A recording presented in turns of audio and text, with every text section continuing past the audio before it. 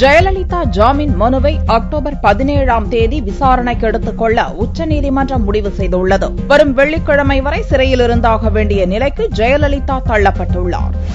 சொத்து சேர்ப்பு வழக்கில் 4 ஆண்டுகள் சிறை தண்டனை பெற்ற தமிழக முன்னாள் முதல்வர் ஜெயலலிதா, அவரது தோழி சசிகலா, VN சுதாகரன், இளவரசி ஆகியோர் பெங்களூர் பரப்பன அக்ரஹாரம் சிறையில் அடைக்கப்பட்டுள்ளனர். தண்டனையை நிறுத்தி வைத்து தங்களுக்கு ஜாமீன் வழங்க வேண்டுமென 4 சார்பிலும் தாக்கல் செய்யப்பட்ட ஜாமீன் மனுக்களை கர்நாடக உயர்நீதிமன்றம் தள்ளுபடி செய்தது. உயர்நீதிமன்ற உத்தரவை எதிர்த்து கடந்த வாரம் 4 உச்சநீதிமன்றத்தில் தனித்தனியாக மனு தாக்கல் செய்தனர். இம்மனுக்கள் திங்களன்று விசாரணைக்கு வந்தபோது ஜெயலலிதா சார்பில் மூத்த வக்கீல் போலியஸ் நாரிமன் ஆஜராகி ஜெயலலிதா மனுவை உடனடியாக எடுத்துக் கொள்ள வேண்டும் என வலியுறுத்தினார். தலைமை நீதிபதி HL தாட்டு தலைமையிலான 3 நீதிபதிகளை கொண்ட அமர்வு குறுகிய ஆலோசனை நடத்திய பின் ஜெயலலிதாவின் மனுவை விசாரணைக்கு ஏற்றனர். மனுவை அக்டோபர் 17ஆம் தேதி விசாரணைக்கு எடுத்துக் கொள்வதாகவும் அறிவித்தனர். அப்போது சசிகலா, இளவரசி, சுதாகரன் சார்பில் ஆஜரான மூத்த வக்கீல் சுஷில்குமார் இவர்களது மனுக்களையும் 17ஆம் தேதியன்று விசாரணைக்கு எடுத்துக் கொள்ள வலியுறுத்தினார். அந்த கோரிக்கையையும் தலைமை நீதிபதி தாட்டு தலைமையிலான அமர்வு ஏற்றுக்கொண்டது.